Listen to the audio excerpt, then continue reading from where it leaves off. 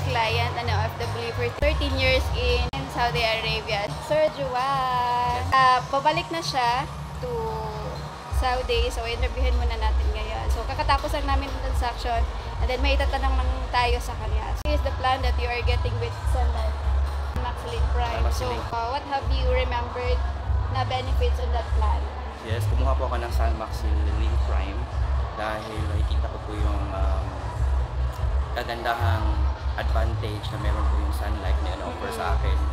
So, meron siyang total disability, meron po siya pan-death. Sun Maxilin Prime, life insurance talaga siya, main benefit, but may investment component siya. Yes. Kaya so, invested on stocks. Kaya sabi ni sir is, may makukuha ka, may expect ka na fund value after a period of time. Yeah, is it for retirement? For retirement, sa sarili mo, dahil hindi natin alam ang takbo ng ating buhay.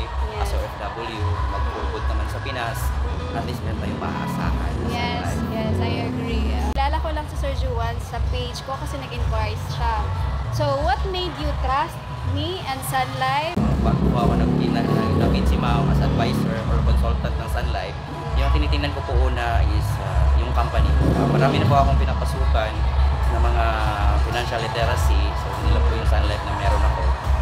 Financially, mga trainings and seminar, meron na po ako na-attend. So, isa po ang mga sa Sun Life na number 1, top 1 dito sa Pilipinas when it comes to life insurance, mutual funds. So, kaya nagpag-isipan ko na Sun Life naman.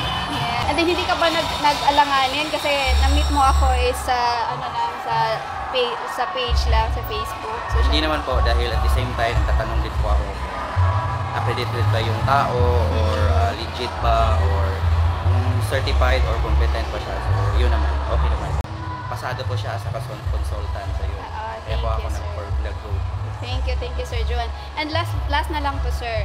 Ano bang maipapayo mo sa mga OFWs on the financial side naman? Sa mga ka-OFW ko po, alam natin na marami po tayong pinapadalhan sa Pilipinas. Divide yung mga kinikita natin, but unahin muna natin yung sarili natin, bigyan po natin ng reward. So yung reward na yan, mas mainam po doon po sa mga life insurance, health insurance.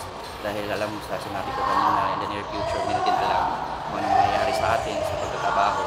So in the end of a period of time, reward din natin yun. Yes. Build a financial foundation. Yes, hindi lang po sa sarili ko pati pamilya ko po. Thank you so much for sharing your stories. Thank you po. Bye-bye. God bless everyone. Bye. Thank you.